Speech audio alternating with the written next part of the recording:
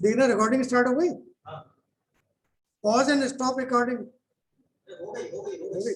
अब देखिए मैं आपको जो पढ़ाने जा रहा हूँ, आपकी थ्योरी खत्म हो गई थी, समझे, परसों पढ़ाया था आपको, तो आपकी जो थ्योरी थी यूनिट 3 की, अब मैं इसको न्यूमेरिकल कराने जा रहा हूँ। यूनिट 3 की वाटर रिक्वायरमेंट ऑफ क्रॉप्स की थ्योरी खत्म हो गई थी। अब इसका न्यूमेरिकल देखिए, आप लिखिए और फिर मैं इसको समझाता हूँ आपको, और इसके पीडीएफ में बना के एंड में भेज दूंगा सर। देखिए लिखिए, एक फसल के लिए आधार कार्ड ब्रैकेट में बेस पीरियड 60 दिन तथा खेत पर पानी की कुल गहराई डेल्टा 40 सेंटीमीटर है। पानी की ड्यूटी का मान ज्ञात कीजिए।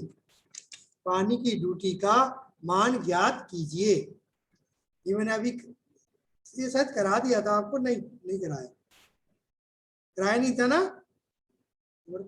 लिखिए, आधार काल कैपिटल बी इक्वल टू 60 दिन, कुल गहराई delta equal to 40 centimetre equal to 0.40 metre, duty capital D equal to 864 into 60 upon delta hectare cumecs में equal to 8.64 into 60 upon 0.40 duty. तो आंसर आ जाएगा कैपिटल डी इक्वल टू कुल जो आपकी गहराई पूछी थी 1296 हेक्टेयर प्रति क्यूमेक्स।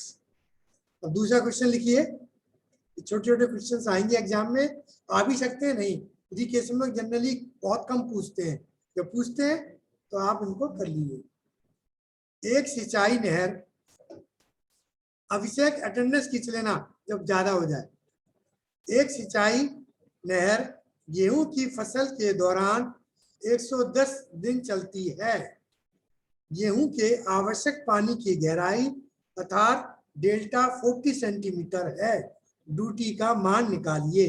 इस तरह के क्वेश्चन बहुत छोटे छोटे 5 नंबर के आते हैं, तो सीधे आपके फॉर्मूले पर आधारित है, उसमें पुट करिए वैल्यू और आंसर आ जाता है। अब देखिए, आधार काल कैपिटल बी जो हमारा 110 दिन चलती है, यानी आधार काल है ये, कैपिटल बी इक्वल टू 110 दिन, तो कुल गहराई डेल्टा इक्वल टू 40 सेंटीमीटर, इसको मीटर में बदल लीजिए तो 0.40 मीटर हो जाएगी। इसके बाद ड्यूटी लिखिए, capital D equal to 8.64 into 110 upon delta hectare पर क्यूमेक। अब लिखिए oblique cumec, hectare oblique cumec equal to 8.64 into 110 upon 0.40। Answer आएगा 2376 हेक्टेयर पर क्यूमेक। अब एक चौथा लिख लिया न्यूमेरिकल। इसके बाद मैं आपको 3 टाइप करा दिए, सीधे सीधे फार्मूले पे आपके न्यूमेरिकल है, आप इसको कर सकते हो, इसमें कोई प्रॉब्लम नहीं आएगी। आप चौथा लिख लीजिए न्यूमेरिकल। एक वितरक नहर का कल्टिवेबल कमांडेड क्षेत्रफल 12,000 हेक्टेयर है। Full stop. सिंचाई की तीव्रता रबी के लिए 50% है तथा खरीफ के लिए 40% है, और पीरियड रबी के लिए 4 सप्ताह तथा खरीफ के लिए 2.5 सप्ताह है। ज्ञात करें उलावा किस मिश्रण डिस्चार्ज के लिए लगना है। मिश्रण मीन्स डिस्चार्ज के लिए लगना है। Full stop. गेहूं तथा धान के लिए क्रमशः पानी की गहराई 13.5 सेंटीमीटर तथा 19 सेंटीमीटर होगी। Full stop. लिखिए इसका हल। रबी फसल के लिए सिंचित क्षेत्रफल equal to 12,000 into 50 upon 100 equal to 6,000 hectare. पानी की ड्यूटी लिखिए, capital D equal to 8.64 into B upon delta equal to 8.64 into 28 upon 0.35 135 0.135। तो आंसर आएगा 1792 हेक्टेयर प्रति क्यूमेक। तीसरा निकालिए, फसल के लिए आवश्यक पानी इज इक्वल टू सिंचित क्षेत्रफल upon duty is equal to 6000 upon 1792 is equal to 3.348 cumec. Kharif के फसल के लिए सिंचित क्षेत्रफल 12,000 into 40 upon 100 is equal to 4800 hectare. पानी की ड्यूटी के लिए capital D is equal to 8.64 into 18 upon 0.19 is equal to 818.52 hectare प्रति क्यूमेक। तीसरा लिखिए, फसल के लिए आवश्यक पानी 4800 upon 818.52 is equal to 5.864 cumec. तो लिख लिए, जब फसलें अलग अलग मौसम की हैं तो जो फसल अधिक पानी चाहती है तो गूल में उसी डिस्चार्ज की व्यवस्था करनी होगी तथा गूल का डिस्चार्ज खरीफ की फसल के लिए रखा जाएगा। नेक्स्ट लिखिए क्वेश्चन, ये आपका आंसर खत्म हो जाता है। इसके बाद एक और न्यूमेरिकल लिख लीजिए, तो ये आपका चैप्टर इस न्यूमेरिकल के टाइप्स जो है खत्म हो जाएंगे। अब आप इसको बाकी मैं नेक्स्ट चैप्टर स्टार्ट कराऊंगा। एक वितरक नहर के लिए संख्या क्षेत्रफल GCA G full C into A बता दिया था ब्रैकेट लो 8000 हेक्टेयर है, जिसका 80% क्षेत्रफल CCA capital C full stop A bracket लो कृत क्षेत्र दिया गया है। खरीफ तथा रबी की फसलों के लिए ड्यूटी क्रमशः 600 व 1200 हेक्टेयर प्रति क्यूमेक है। यदि खरीफ तथा रबी फसलों की सिंचाई तीव्रता क्रमशः 30% व 70% हो तो नहर का निस्सरण ज्ञात कीजिए, डिस्चार्ज ज्ञात कीजिए। लिखिए सॉल्यूशन इसका। सकल नहरी क्षेत्र GCA इक्वल टू दिया हुआ है 8000 हेक्टेयर, तो नहर का CCA equal to 8000 into 80 upon 100 equal to answer आएगा 6400 हेक्टेयर। सिंचाई तीव्रता आएगी सिंचित क्षेत्रफल अपॉन कृत क्षेत्रफल A इक्वल टू लिखिए, खरीफ की फसल के लिए सिंचित क्षेत्रफल इक्वल टू कृत क्षेत्रफल इंटू सिंचाई तीव्रता equal to CCA into 1 I equal to 6400 into 30 upon 100 is equal to answer हो गया 1920 हेक्टेयर। आपको मेरी आवाज आ रही है ना? हेलो, कोई बोलो मेरी आवाज आ रही नहीं आ रही? चैट कर लो, चैट। इसको बोलो। अरे आवाज आ रही है तो सर हिलाओ। उत्कर्ष आवाज आ रही है, हाथ उठा लो या सर उठाओ, सर हिलाओ। उत्कर्ष रावत आवाज आ रही है तो सर उठाओ या हाथ उठाओ, सर हिलाओ। पेपर फोटो है क्या? हाँ, यस सर, आ रही है, ठीक है। इसके आगे लिखिए, खरीफ फसल के लिए पानी की ड्यूटी 600 हेक्टेयर प्रति क्यूमेक दी गई है, अर्थात एक क्यूमेक मिश्रण फसल काल में 600 हेक्टेयर संचित करेगा। इसलिए 1920 हेक्टेयर भूमि के लिए पानी की आवश्यकता 1920 upon 600 equal to 3.2 cumec.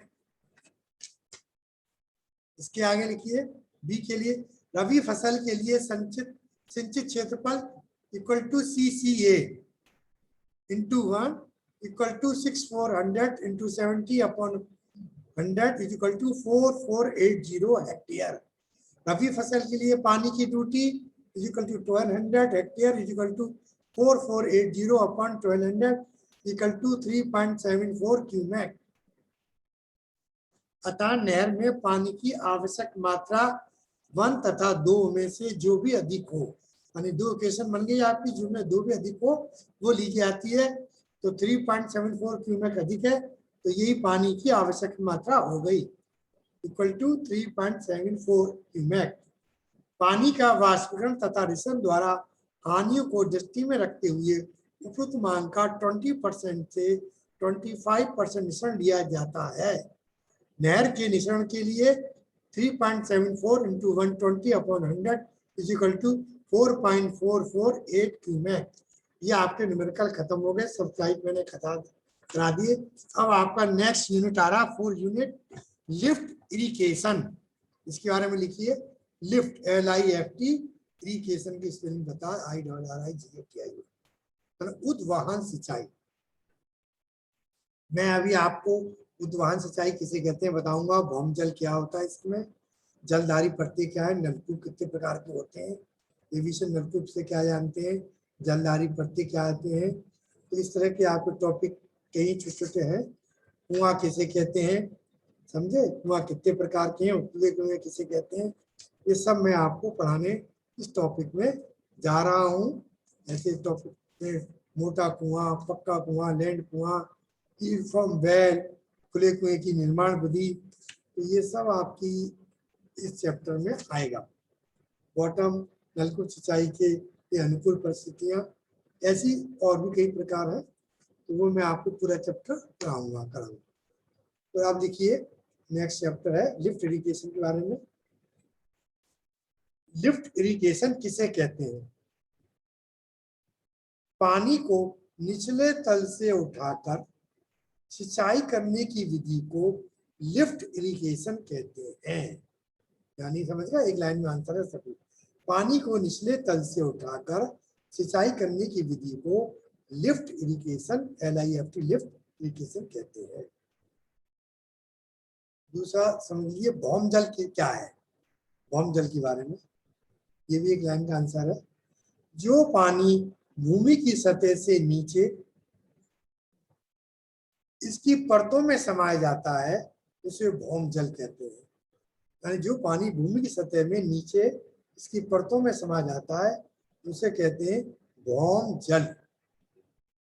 Next लिखिए जलधारी परतें किसे कहते हैं? जलधारी नलकूप कितने प्रकार के होते हैं? जलधारी परतें लिखिए प्रवेश्य परतें जो जल धारण कर सकती हैं उन्हें जलधारी परतें कहा जाता है। अब लिखिए नलकूप कितने प्रकार के होते हैं? नलकूप के प्रकार, नलकूप लिखिए नलकूप 3 प्रकार के होते हैं।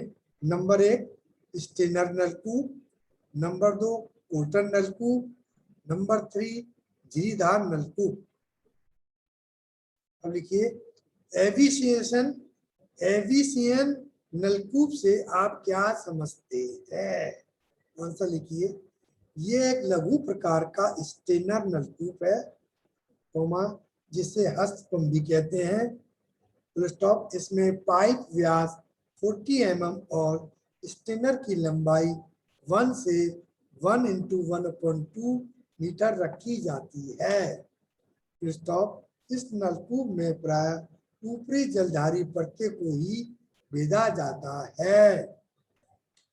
अब लिखिए क्वेश्चन या टॉपिक या कुछ भी, मैं हर तरह से वैसे पढ़ा रहा हूँ जैसे कि आप एग्जाम में क्वेश्चन आ जाते हैं, उसके बाद लिखिए टॉपिक आए तो लिखिए। जलधारी परतें किसे कहते हैं, ये कितने प्रकार की होती हैं जलधारी परतें, और इनके प्रकार के बारे में मैं आपको लिखवा रहा हूँ, बता रहा हूँ, समझा रहा हूँ। अब लिखिए जलधारी परतें, प्रवेश परतें जो पानी ग्रहण कर सकती हैं, जलधारी परतें या जलभूत कहलाती हैं, भूमि से पानी बाहर निकलने के लिए इन्हीं जलधारी परतों को भेजा जाता है। जलधारी परतों में पानी विद्यमान रहता है तथा मार्ग उपलब्ध होने पर ऊंचे तल से नीचे तल की ओर बहने लगता है। जलधारी परतों के प्रकार। यह परतें निम्न 3 प्रकार की होती है। Number 1, confined aquifer. जब कोई प्रवेश स्तर 2 अपसृत स्तरों के मध्य फंस जाती है और नीचे की ओर झुकी होती है तो इसे कॉन्फाइंड एक्विफायर या परिरुद्ध जलभूत कहते हैं। परिरुद्ध जलभूत में जल स्तर वायुमंडलीय दाब से अधिक दाब पर होता है, इसलिए जब इसको भेजा जाता है तो पानी दाब से बाहर आता है अथवा ऊपर उछलता है। परिरुद्ध जलभूत में खोदा गया कुआं उत्कर्ष कुआं कहलाता है। अनुभव अटेंडेंस लेना 34 है, 34 एक 2 बार ले लो पता चला।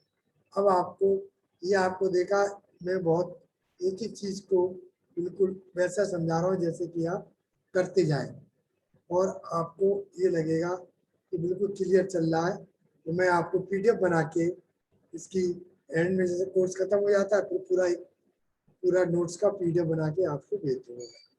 तो आपकी कोई चीज अगर सुनने में कहीं भी आपकी फोटो नहीं तो स्टार्ट करो, फोटो भी खींचना सारा हैंग करना है, फोटो खींचना भी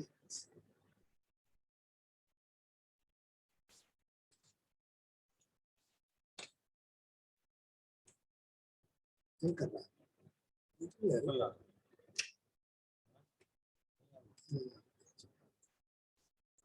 लड़के से करो, लड़के से कहते हैं व्हाट्सएप कर देंगे। एक को खोल दो बस, अनुभव शर्मा अच्छा खोलना 1 मिनट में बंद कर देना।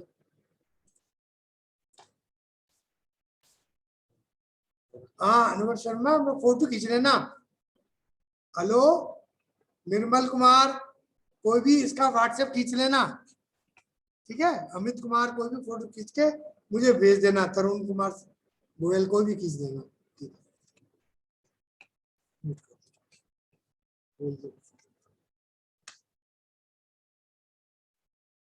अब मैं आपको बता रहा हूं अपरिरुद्ध या मुक्त जलीभूत अनकन्फाइंड एक्विफायर, बोल गया ना भाई, अनकन्फाइंड एक्विफायर इसको कहते हैं हिंदी में अपरिरुद्ध या मुक्त जलभूत। ऐसी जलधारी परतें जिसमें भौम जल तल ऋतु परिवर्तन के अनुसार ऊपर उठने अथवा नीचे जाने के लिए मुक्त होता है, अपरिरुद्ध या मुक्त जलभूत कहलाती है, यानी अनकन्फाइंड एक्विफायर कहलाता है। चेंज कर दिए। भूमि से सटी सबसे ऊपरी प्रवेश परत जिसके ऊपर कोई अन्य अप्रवेश परत नहीं है मुक्त जलभूत के अंतर्गत आती है। इस परत में खोदा गया कुआं अपरिरुद्ध कुआं अथवा उत्कर्ष कुआं कहलाता है। तीसरा लिखिए अध्ययनीय जलभूत पर्च एक्विफायर।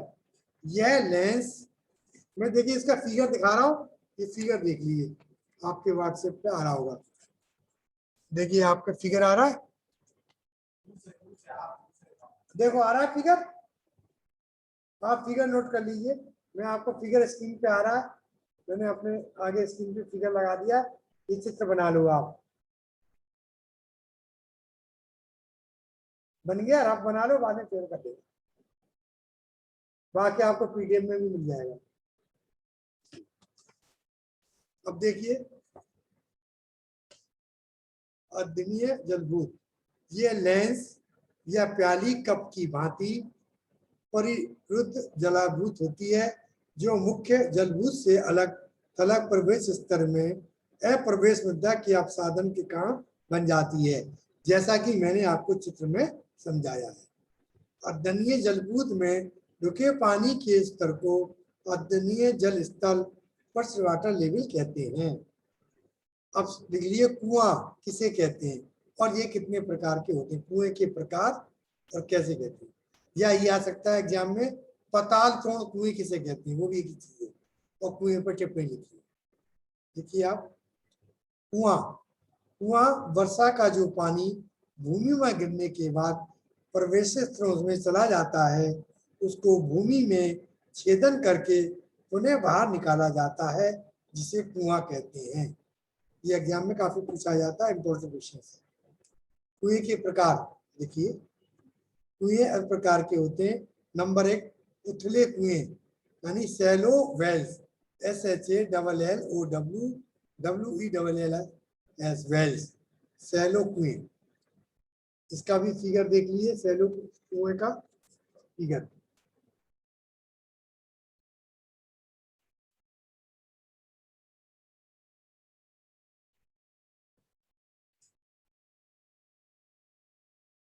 ये आपका फिगर है, मैंने स्पष्ट कर दिया आपकी स्क्रीन पर। इस फिगर को बना लिया, बना लिया फिगर। आगे बढ़ रहा हूं मैं, इसके बारे में समझा रहा हूँ। ये लिखिए, तो ये कुआं भूमि के ऊपरी प्रवेश स्तर पर छिद करके बनाया जाता है, इसलिए कम गहरा होता है। इस कुएं में खुला या खुदा हुआ, ओपन और डग वेल भी कहते हैं।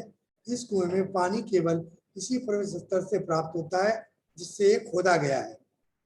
यह पानी रिस रिस कर कुएं में आता रहता है, अतः कुएं में जल स्तर प्रवेश परत की जल धारण क्षमता पर निर्भर करता है। शुष्क ऋतु में जब भौम जल तल नीचे चला जाता है तो कुएं में पानी सूख जाता है अथवा पानी की कमी हो जाती है। Full stop. उतले कुएं का व्यास 2 मीटर से 6 मीटर तक तथा गहराई 5 मीटर से 20 मीटर तक ली जाती है। उतले कुएं का निश्चय कम होता है, डिस्चार्ज कम होता है, ब्रैकेट में 3 से 5 लीटर प्रति सेकंड, ब्रैकेट खोलो। अतः ये बहुत छोटे क्षेत्र की सिंचाई ही कर पाते हैं। उतले हुए निम्न प्रकार के होते हैं। ये 3 प्रकार के हैं। नंबर 1, कच्चा अथवा गोला रहित कुआं। नंबर 2, पक्का अथवा गोला युक्त कुआं। तीसरा, मोटा कुआं। नंबर पहला लिख लीजिए आप। पहला, गहरे कुएं। Number 1, deep wells, deep wells, DEEP wells की स्पेलिंग जानती हो। जब कई पारगम्य तथा अपारगम तहों को भेद कर पानी निकाला जाता है तो इसे गहरा कुआं कहते हैं, क्योंकि 2 अपारगम परतों के बीच एक पारगम परत अवश्य होनी चाहिए। अतः इस व्यवस्था से अनेक पारगम परतों से पानी कुएं में आता रहता है। गहरे कुएं से अधिक मात्रा में पानी प्राप्त किया जा सकता है। उतले तथा गहरे कुएं का उपयुक्त वर्गीकरण वास्तव में कुएं की गहराई पर निर्भर नहीं करता है, बल्कि ये देखा जाता है कि कुआं किस पारगम तह से पानी प्राप्त करता है। यदि किसी क्षेत्र में अनेक जलधारी परतें पास पास स्थित हैं तो गहरे कुएं की गहराई उतले कुएं से कम होनी चाहिए या कम हो सकती है। नलकूप या वेल, तीसरा लिखिए नलकूप या ट्यूबवेल, TUBWELLS। अब लिखिए, जब गहरे कुएं से पानी निकालने के लिए उसमें एक लंबा पाइप डाल दिया जाता है अथवा भूमि में अलग से उपजात सिद्ध करके उसमें धातु की ट्यूब डाल दी जाती है, तब इसे नलकूप कहते हैं। तो नलकूप में अनेक पारगम तथा अपारगम परतों को भेदा जाता है और पारगम परतों के सामने छिद्रित पाइप, ब्रैकेट में स्टेनर लगाए जाते हैं। इस व्यवस्था में सभी भेदित पारगम परतों से पानी पाइप में आता है। नलकूप से पानी निकालने के लिए इसको ऊपर पंप लगाया जाता है, जिसे मोटर अथवा इंजन द्वारा चलाया जाता है। नलकूप से सामान्य कुएं की तुलना में 10 से 20 गुना अधिक निस्सरण डिस्चार्ज प्राप्त किया जा सकता है। यह आपका हो गया नलकूप नेटवर्क। चौथा लिखिए, पताल तोड़ या बहते कुआं। पताल तोड़ या बहते कुएं। आर्टिशियन वेल और फ्लोइंग वेल, गहरी गांठों में कुएं पाए जाते हैं तो अधिक ढाल पर दो अवशेष तहों के बीच फंसी प्रवेश या जलधारी तह में जलीय दाब के कारण पानी बाहर आने की चेष्टा करता है। जो ही जलधारी तह को भेदा जाता है, यह दाब युक्त जल अपने आप कुएं में फूट जाता है। कई बार ये पानी फुव्वारे के रूप में 2.5 मीटर ऊंचाई तक उछलता है। इसका भी चित्र देख लीजिए स्क्रीन पे और खींच लीजिए। या तो मैं चित्र दिखा रहा हूँ।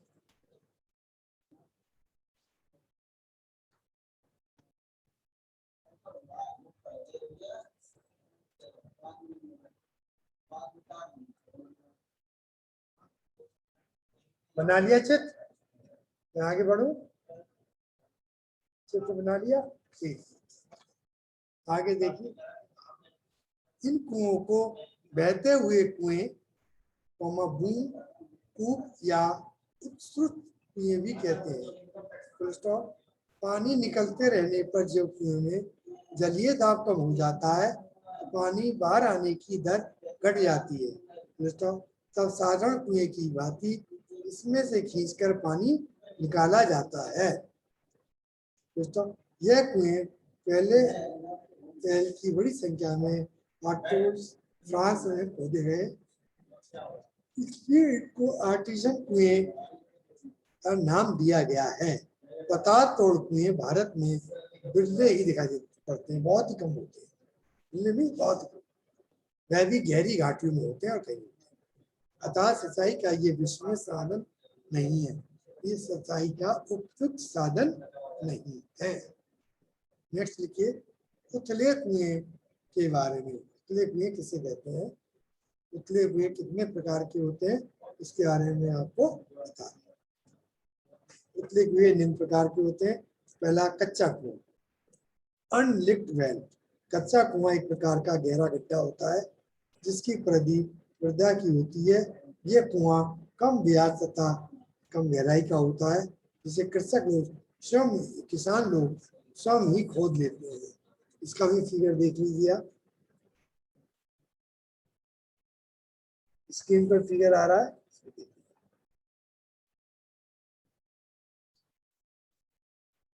अब देखिए इसके बारे में। यह कुआं अस्थायी होता है जो एक दो मौसमों के बाद प्रायः बंद हो जाता है।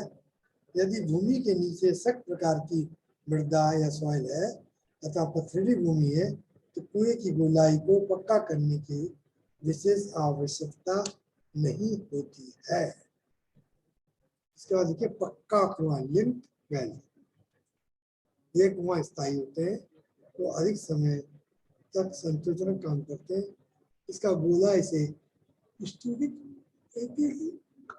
चिनाई का बनाया जाता है जिसके नीचे कुएं का चक्का वेल कर्व डाला जाता है।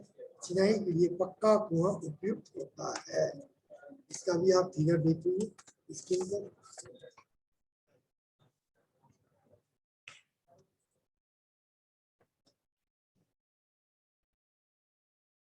पक्का कुआं देख लिया, मोटा कुआं बना लिया, मैं समझा दूंगा। ये पक्का कुआं है, ये मोटा कुआं।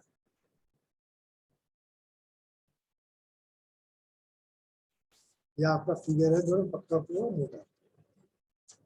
पक्का कुआं मैंने बता दिया कि ये उपयुक्त होता है, स्थायी होते हैं। तो मोटा कुआं देखिए, गंगा जमुना नदियों के दोआब, ब्रैकेट में दो नदियों के मध्य पड़ने वाले क्षेत्र को दोआब कहते हैं। आप फारसी शब्द है जिसका अर्थ पानी है।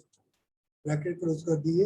में भूम जल तल से कुछ मीटर नीचे चिकनी मिट्टी कंकड़ युक्त एक ठोस अपारगम तय प्राप्त मिलती है। या तय को मोटा स्थानीय नाम कहते हैं। कुएं के आधार के लिए मोटी तय उपयुक्त रहती है, इसलिए कुएं के गोले को मोटा ऊपर रखा जाता है। मोटा तय में छिद करके पानी निकाल लिया जाता है। इस कुओं को मोटा कुआं कहते हैं। निर्माण खुले कुएं की भांति भिन्न होता है। ये मैंने आपको फिगर भी बता दिया, दिखा दिया। आपका आज का टॉपिक यहीं तक हो जा रहा है, ठीक है। इसके आगे मैं आपको ये पढ़ाऊंगा। 35 मिनट की हो गई आपकी। आपको खोलना, मेरी रिकॉर्डिंग ऑफ कर दो। आपको कुछ पूछ